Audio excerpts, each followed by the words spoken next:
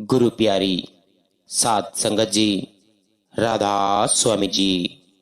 प्यारी साध संगत जी, आज का रूहानियत भरा सत्संग गुरु घर की वाणी में से होने जा रहा है और आज के सत्संग के वचन हैं, गुरु करो खोज कर भाई, बिन गुरु कोई राह न पाई। जग डूबा भौजल धारा, कोई मिला न काढ़ हारा। यह श्री हजूर स्वामी जी महाराज की वाणी है। आज जो शब्द सामने है, ये केवल पंक्तियां नहीं है, ये पूरी आत्मा की पुकार है। ये वो श्वास है जो जीव को उसके असली घर की याद दिलाती है। आपने फरमाया, गुरु करो खोज कर भाई। कहते हैं कि हे जीव, संत मालिक पहले ही चेतावनी दे रहे हैं कि गुरु को ढूंढो, परखो, पहचानो, क्योंकि यह संसार अंधेरों का जंगल है और इस जंगल से पार निकलने की एक ही राह है और वो है गुरु। यहाँ खोज शब्द का इस्तेमाल किया गया है। खोज का अर्थ है तलाश करना, मन की चालों को समझकर तलाश करना, दुनियावी मुखौटों के पीछे छिपे धोखे को देखकर तलाश करना। क्योंकि हर कोई गुरु नहीं, हर कोई मालिक नहीं, हर कोई मुक्ति देने वाला नहीं। संत कह रहे हैं कि भाई जरा सोच, तेरे जीवन का भटकाव किस कारण है, तेरी पीड़ा का मूल क्या है, तू रोज माया के पीछे दौड़ता क्यों है। क्योंकि तूने अभी तक गुरु नहीं खोजा, गुरु की पहचान नहीं की, गुरु की शरण नहीं ली। जब संत खोज शब्द कहते हैं तो इसमें पूरे ब्रह्मांड का सच छिपा है। क्योंकि जीव बिना खोजे, बिना समझे, बिना परखे कभी कभी किसी को भी गुरु मान लेता है। कभी दिखावे से आकर्षित हो जाता है, कभी चमत्कार से प्रभावित हो जाता है, कभी किसी के शब्द सुनकर उसे गुरु कह देता है। लेकिन मालिक चेतावनी दे रहे हैं कि गुरु करो खोज कर भाई। कहने का मतलब है जांच कर, परख कर, समझ कर, उसकी नजरों और वाणी के प्रभाव को देखकर उसके प्रेम और दया को पहचानो, तभी गुरु मानो। आपने फरमाया, बिन गुरु कोई राह न पाई। कहते हैं कि हे जीव, तू चाहे कितनी भी विद्या पढ़ ले, कितनी भी पूजा कर ले, कितने भी व्रत तप उपवास कर ले, मुक्ति का रास्ता कभी नहीं मिल सकता जब तक गुरु नहीं मिलता। संसार का रास्ता आंख से दिखता है, पर परमात्मा का रास्ता केवल गुरु दिखाता है। संसार में हजारों मार्ग हैं, लेकिन परमात्मा तक पहुंचने का एक ही मार्ग है और वह मार्ग गुरु के बिना खुलता ही नहीं। गुरु क्यों जरूरी है? क्योंकि जीवन की सबसे बड़ी लड़ाई अंधेरे से नहीं, मन से है और मन को वश में करने की शक्ति केवल गुरु के पास है। गुरु ही वह दीपक है जो आत्मा की गुफा में रोशनी भर देता है। जीव अकेले मन से लड़ नहीं सकता, क्योंकि मन करोड़ों जन्मों से जीव को चलाता आया है। इसीलिए संत कहते हैं, बिन गुरु कोई राह नहीं। क्योंकि गुरु वही है जो मन के पार है, जो मन का मालिक नहीं, मन का स्वामी है। यह संसार संतों की दृष्टि में क्या है? एक भवजल अर्थात भ्रम का जाल, माया का सागर, अज्ञान का समुद्र। संत कह रहे हैं, पूरा जग इस भवजल में डूब रहा है। हर कोई दुखी है, हर कोई भटक रहा है, हर कोई परेशान है, क्योंकि उसे राह नहीं मिली। किसी के पास पैसा है पर शांति नहीं, किसी के पास परिवार है पर प्रेम नहीं, किसी के पास शरीर है पर सुख नहीं। हर कोई कुछ खोज रहा है, लेकिन किसी को सब नहीं मिला, क्योंकि यह भवजल में तैरना नहीं जानता। माया की लहरें इतनी तेज है कि कोई अपने बल पर पार नहीं जा सकता। यह भवजल इतना गहरा है कि कोई भी जीव को निकाल नहीं सकता सिवाय गुरु के। न माता, न पिता, न मित्र, न रिश्तेदार, न धन, न यश, इनमें से कोई भी जीव को माया के समुद्र से नहीं निकाल सकता। एक बच्चा जब पानी में गिर जाए तो उसे किनारे तक पहुंचाने के लिए एक तैराक चाहिए। वैसे ही जीव माया में गिरा है और उसे किनारे तक पहुंचाने वाला केवल गुरु है। अब आप कहेंगे कि गुरु क्यों? क्योंकि गुरु स्वयं उस समुद्र से पार होकर आए हैं। जो पार जाकर लौटते हैं उन्हीं को मार्ग पता होता है।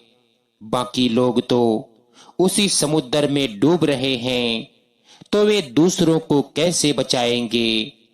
इसीलिए आपने फरमाया, कोई मिला न काढ़ न हारा। कोई मिला नहीं जो निकाल सके, और जो एक है उसे लोग खोजते ही नहीं। जो खोज लेते हैं वही अमूल्य हो जाते हैं। जीव की असली समस्या गुरु नहीं, मन है। जीव को गुरु की जरूरत है, लेकिन वह गुरु को खोजता नहीं, क्योंकि उसका मन उसे धोखे में रखता है। मन कहता है कि अभी समय है, अभी जवान है, अभी संसार देख ले, अभी पैसा जमा कर ले, बुढ़ापे में भजन कर लेंगे। लेकिन सतगुरु कहते हैं कि जीव गलत फहमी में है। मृत्यु पूछकर नहीं आती, आत्मा का समय निश्चित नहीं। किसी को पता नहीं कि अगला श्वास मिलेगा या नहीं। इसीलिए मालिक चेतावनी दे रहे हैं कि अब खोज कर, परख कर गुरु को पाले, क्योंकि यही समय है, यही मौका है, यही जन्म है जिसमें मुक्ति संभव है। अब एक गहरी बात, गुरु करो खोज कर भाई, आपने ऐसा क्यों कहा? संत सीधा कह सकते थे कि गुरु बना लो, लेकिन उन्होंने कहा खोज कर, क्योंकि संत जानते हैं कि सच्चा गुरु दुर्लभ है। संसार में बहुतों ने वेश बदले हैं, बहुतों ने नाम ओढ़े हैं, पर गुरु बनने के लिए सत्पुरुष होना पड़ता है। सत्पुरुष वही है जो अंदर से परम शक्ति से जुड़ा हो, जो आत्मा को खींच सके, जो मन को रोक सके, जो सूक्ष्म धुन सुनवा सके, जो आत्मा को उसके घर ले जा सके। ऐसा गुरु युगों युगों में मिलता है। इसीलिए संत चेतावनी दे रहे हैं कि पहले समझ, पहले खोज, पहले विनम्रता ला, फिर गुरु मान। क्योंकि गुरु मिल गया तो सब कुछ मिल गया, और गुरु ना मिला तो कुछ भी नहीं मिला। एक छोटी सी कहानी समझाने के लिए, एक बार एक जीव समुद्र के किनारे खड़ा था। समुद्र शांत था, लहरें हल्की थी। जीव ने सोचा कि मैं तो इसे पार कर ही लूंगा। वह पानी में उतरा, थोड़ा आगे बढ़ा, पर अचानक गहरा भंवर आया और वह डूबने लगा। तभी एक नौका पास आई, उस पर एक संत बैठे थे। संत ने कहा कि आजा, मैं पार ले चलता हूं। जीव बोला, नहीं, मैं खुद चला जाऊंगा, और थोड़ी देर में डूब गया। जीव तेरे जैसा है, समुद्र यह संसार है। भंवर मन है और नौका गुरु है। जो नौका में बैठ जाता है वह पार हो जाता है, और जो अपने अहंकार के सहारे तैरने की कोशिश करता है वह डूब जाता है। अब देखो गुरु साहेब अगली कड़ी में क्या फरमाते हैं।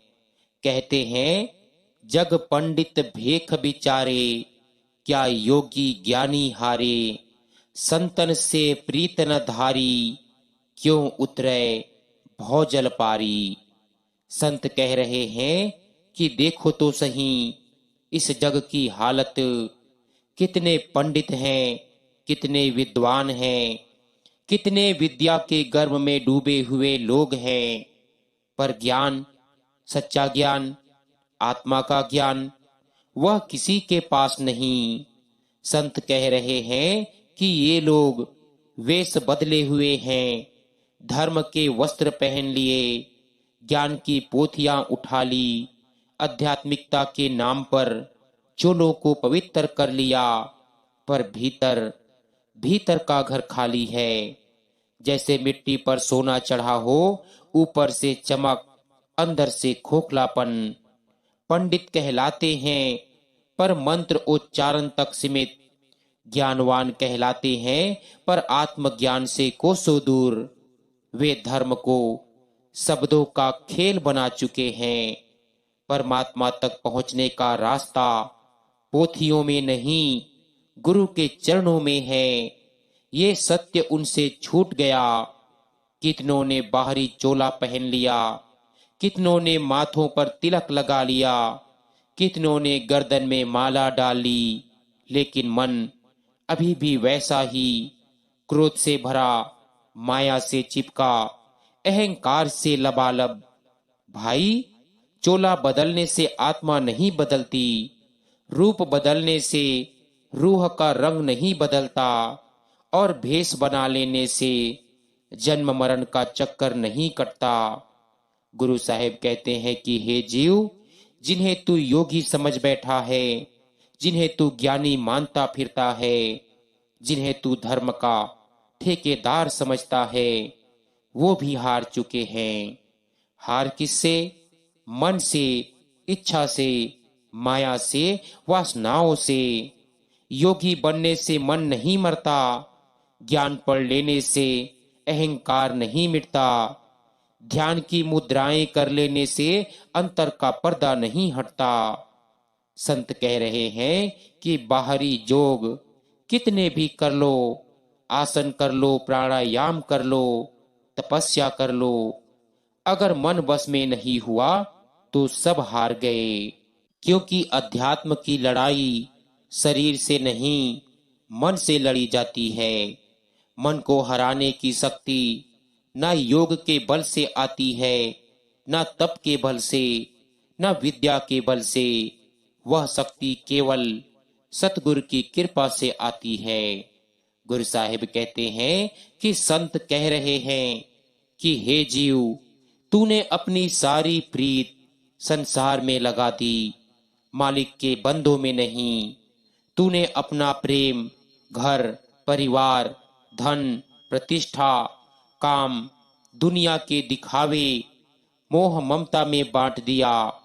लेकिन संत कहाँ?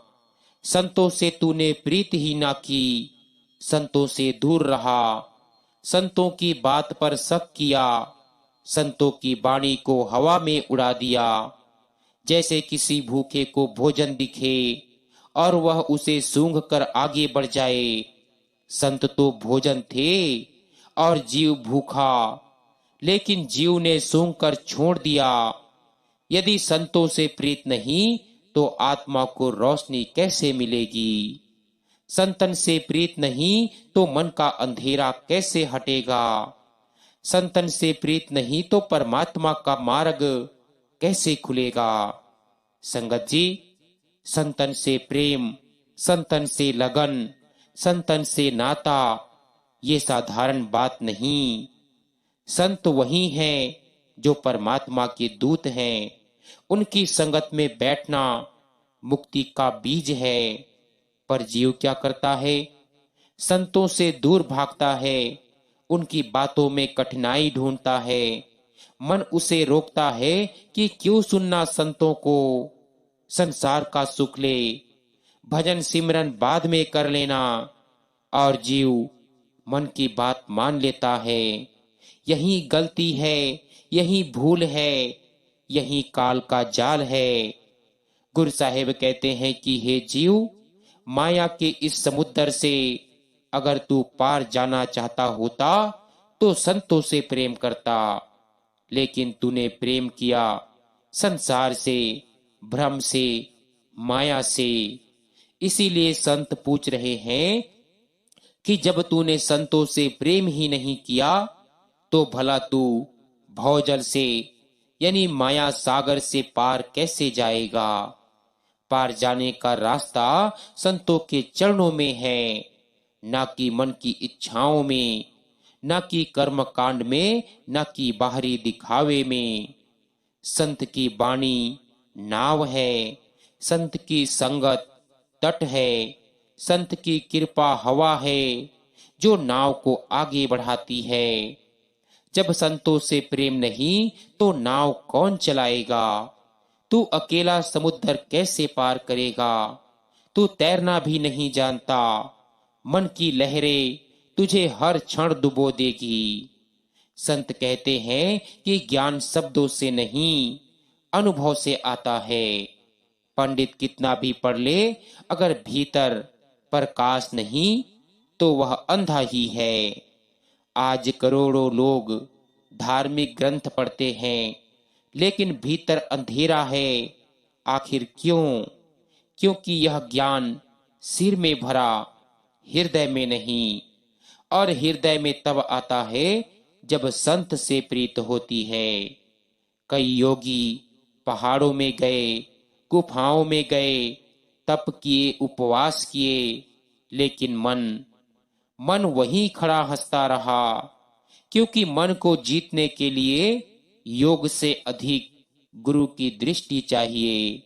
वह दृष्टि जो मन को पिघला दे, हरा दे और आत्मा को ऊपर उठा दे।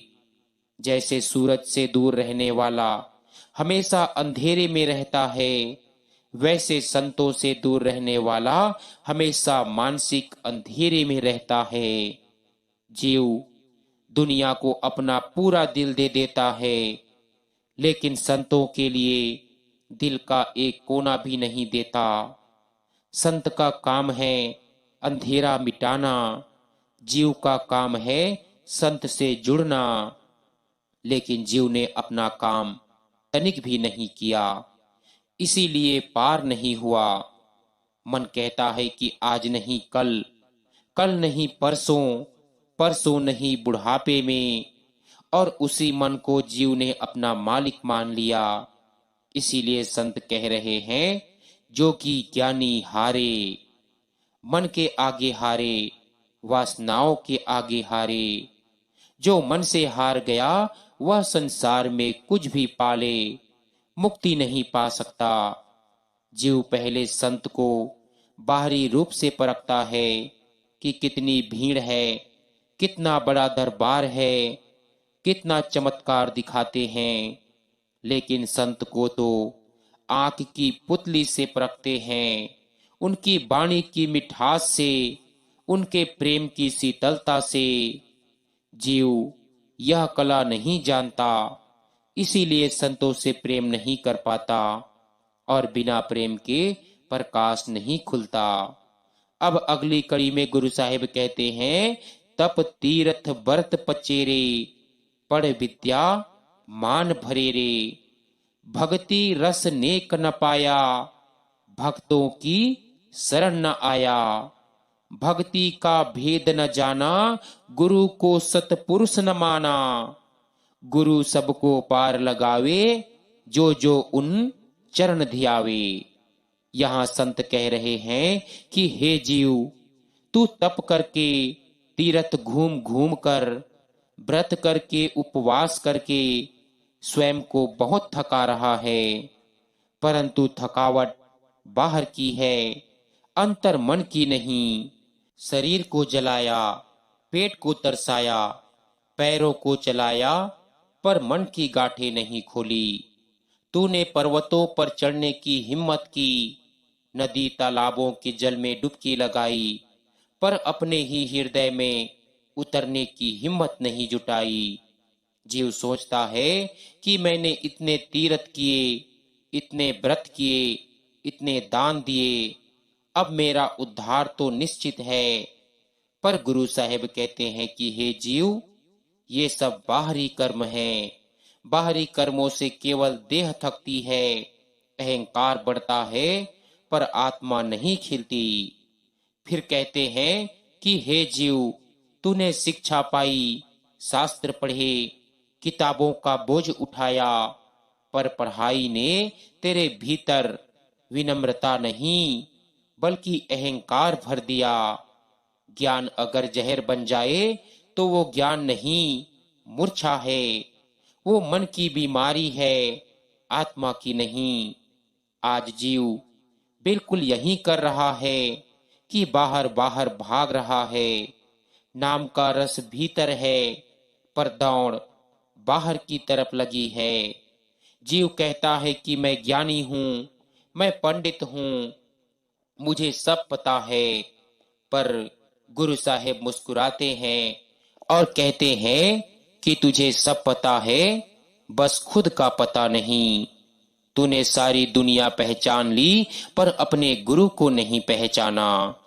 तूने सारे शास्त्र पढ़ लिए, पर एक अक्षर राम भीतर लिख ना पाया। ये बात हमारे मन को हिला देती है।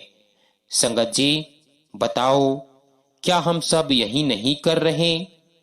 हम भी तो जगह जगह दौड़ते हैं, कभी मंदिर, कभी दरगाह, कभी तीर्थ, कभी उत्सव।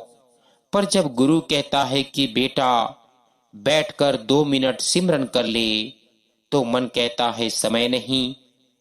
तप भी किया, तीर्थ भी किया, पढ़ाई भी की, पर मन का झूठा गर्व नहीं छोड़ा। और जब अहंकार ना टूटे तो भक्ति कैसे फलेगी?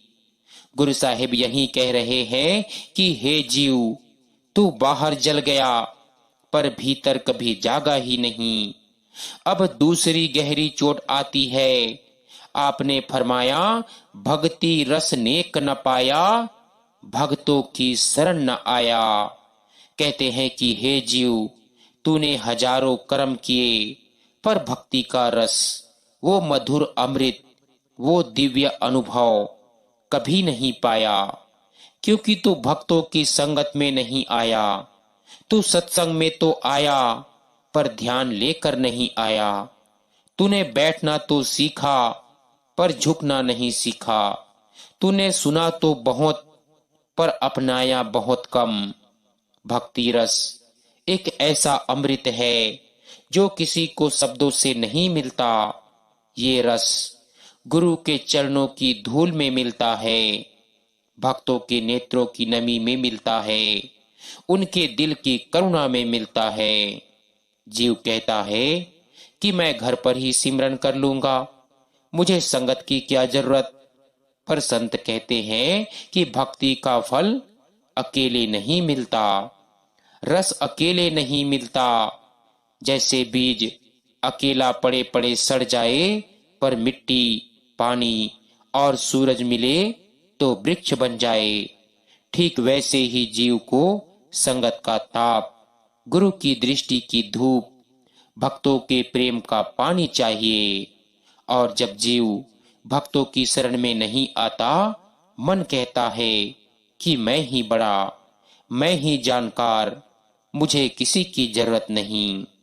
ऐसे में रस कैसे मिलेगा? सोचिए, क्या हमने कभी गंभीरता से कहा कि हे मालिक, मैं अज्ञानी हूं, मुझे अपने पवित्र भक्तों की छाया चाहिए? नहीं कहा। हम हमेशा खुद को साबित करने में लगे रहे, और जब अहंकार हो तो भक्ति रस दूर दूर भाग जाता है।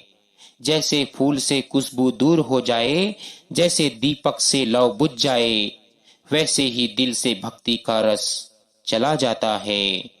गुरु साहेब कहते हैं कि हे जीव, तूने भक्ति का भेद ही नहीं जाना। तूने भक्ति को कर्म समझ लिया, तूने पूजा को भक्ति समझ लिया, तूने तीर्थ यात्रा को भक्ति समझ लिया, तूने चंदन, फूल, अगरबत्ती को भक्ति समझ लिया। पर भक्ति तो हृदय की नम्रता है, भक्ति तो मन का पिघलना है, भक्ति तो गुरु की आज्ञा में चलना है, भक्ति तो अहंकार को चीरना है, भक्ति तो आत्मा को मालिक के हवाले कर देना है। भक्ति का भेद तब खुलता है जब जीव गुरु को सत्पुरुष मान ले, जिसे सत्पुरुष ने अपने बल से भेजा है, जो इस संसार से परे हैं, जो पार की नगरी का निवासी है, जो आत्मा को ले जाने आया है। पर जीव कहता है कि गुरु भी तो इंसान जैसा लगता है, चेहरा भी हमारी तरह, शरीर भी हमारी तरह, तो कैसे मान ले कि ये सत्पुरुष है। और यहीं जीव हार जाता है। जीव बाहरी देह देखता है, पर संत सत्संग में कहते हैं कि गुरु की देह नहीं, देह में छुपी दया पहचानो। गुरु का शरीर मिट्टी है, पर भीतर सत्य है। गुरु का स्वर इंसान का है, पर शब्द दिव्य है। गुरु की दृष्टि मानवीय है, पर नजर अमर है। जिस दिन जीव पहचान ले कि ये सत्पुरुष है, ये पार ब्रह्म का दूत है, ये मार्गदर्शक है, ये दुनिया की भूल भुलैया से निकालने वाला है, उस दिन भक्ति का द्वार खुल जाता है। कहते हैं कि हे मालिक, हमसे भूल हो गई, हमने तेरी भक्ति का भेद ही नहीं जाना। हमने गुरु को इंसान समझ लिया, हमने दया को देह में बांध दिया और खुद को अंधकार में धकेल दिया। जब जीव ऐसा स्वीकार करता है तो उसका हृदय नरम हो जाता है, तभी भीतर प्रेम का दीपक जलता है। गुरु साहिब कहते हैं कि भाई, गुरु नाव है, गुरु पतवार है, गुरु नाविक है और गुरु किनारा भी है। जो उनके चरणों का ध्यान करे, जो सच्चे मन से बिना दिखावे गुरु के प्रेम में डूब जाए, उसको पार लगना निश्चित है। गुरु कभी भेद नहीं करते, ना जाति देखते हैं ना पाती, ना लिंग देखते हैं ना उम्र, ना दौलत। गुरु को केवल एक चीज चाहिए, मन की सच्चाई। कहते हैं गुरु केवल उन जीवों को उठाते हैं जो अपने मन को उनके चरणों में सौंप देते हैं, जो कहते हैं कि हे मालिक, मैं तो कुछ नहीं, तू ही तू है, तुझे मुझे अपने साथ ले चल। और जिस दिन जीव ऐसा कह देता है, गुरु उठाकर उसे अपने हृदय में बसा लेते हैं। अब गुरु साहिब अगली कड़ी में फरमाते हैं कि गुरु से तू बेमुख फिरता, मन के नित सम्मुख रहता, कर्मों में पछता खपता, नर देही बाद गवाता। कहते हैं कि हे जीव, तू गुरु से बेमुख फिरता है और मन के सामने सदा झुकता है। ये शब्द भाले की तरह सीधे हृदय में उतर जाते हैं। सोचो, जीव गुरु से क्यों बेमुख है? क्योंकि गुरु जो कहते हैं वह मन को पसंद नहीं आता। गुरु कहते हैं कि बेटा अमृत वेला उठ, मन कहता है सोने दे। गुरु कहते हैं 2.5 घंटे भजन सिमरन कर, मन कहता है आज थकान है, कल करूंगा। गुरु कहते हैं भजन में बैठ, अपना घर पहचान, मन कहता है थोड़ा मोबाइल चला लूं, थोड़ा समय निकाल लूं, फिर देखूंगा। और जीव किसकी सुनता है? हमेशा मन की। यही तो बेमुख होने की असली परिभाषा है। गुरु बगल में खड़े हैं, कृपा बरसाने को तैयार, पर जीव पीछे मुड़कर देखता भी नहीं। मन एक दिन की खुशी के बदले सारी उम्र बेच देता है। गुरु एक क्षण के प्रेम से सारी जन्म जन्म की गांठें खोल देते हैं, पर जीव मन के साथ जाता है, क्योंकि मन उसे आसान लगता है, सरल लगता है, इच्छा पूर्ति वाला साथी लगता है। गुरु अनुशासन देते हैं, मन लिप्सा देता है, मन मिठास देता है, बाद में जहर। गुरु करवाहट देते हैं, पर अंत में अमृत। जीव फैसला किसका करता है? हमेशा मन का। इसीलिए गुरु साहिब कहते हैं कि हे जीव, तू गुरु से बेमुख है और मन से मुख मुख है, यानी मन का दास है। यह मन ऐसा है कि हर बार जीत ले जाता है, कभी बहाने देकर, कभी लालच देकर, कभी डर दिखाकर, कभी सुख दिखाकर। मन कहता है कि गुरु का मार्ग कठिन है, छोड़ दे, भजन में क्या रखा है, कुछ मिलता नहीं, अभी तो जीवन पड़ा है, बूढ़े होकर कर लेना। और जीव मान जाता है। मन की यही चतुराई प्रत्येक जन्म में उसे फंसाती है। गुरु सामने है, पर जीव की आंखें पर मन का पर्दा है। संगत जी, खुद से पूछिए, हम दिन में कितनी बार मन की सुनते हैं और गुरु की कितनी बार? गुरु हमें सत्य की ओर ले जाते हैं, मन हमें संसार की ओर खींचता है। गुरु हमें मुक्त कराना चाहता है, मन हमें बांध कर रखना चाहता है। फिर भी जीव निर्णय मन के पक्ष में करता है। क्यों? क्योंकि मन का स्वर मीठा है और गुरु का स्वर कठोर लगता है। पर कटु लगने वाला सत्य ही मुक्ति है, मीठा लगने वाला मन ही कैद खाना है। गुरु साहिब कहते हैं कि हे जीव, तू मन की सुनता है, गुरु से बेमुख होता है, तो इसका परिणाम क्या है? कहते हैं, कर्मों में पचता खपता, यानी अपने कर्मों में सड़ता पकता है। कर्मों का बोझ उसे चैन नहीं देने लगता। हर जन्म रोग, कर्ज, दुख, चिंता, मोह, अशुभ घटनाएं सब उसी बेमुखी का फल है। जीव जो करता है उसका फल उसे पाना ही है। गुरु उस फल से बचा सकते थे, पर जीव ने गुरु से मुंह फेर लिया। अब कर्म उसे पीसते हैं। फिर कहते हैं, नर देही बाद गवाता, कि हे जीव, तूने यह मानव शरीर व्यर्थ गवा दिया। तुझे ये शरीर हजारों लाखों जन्मों के बाद मिला था। इसका उद्देश्य मुक्ति था, पर तूने इसे मन के पीछे भागने में नष्ट कर दिया। मानव देह मोक्ष का द्वार थी, तूने उसे मन, माया, वासना, काम, लोभ, क्रोध में झोंक दिया। जीव सोने का मिला था, तूने उसे मिट्टी से भी सस्ता कर दिया।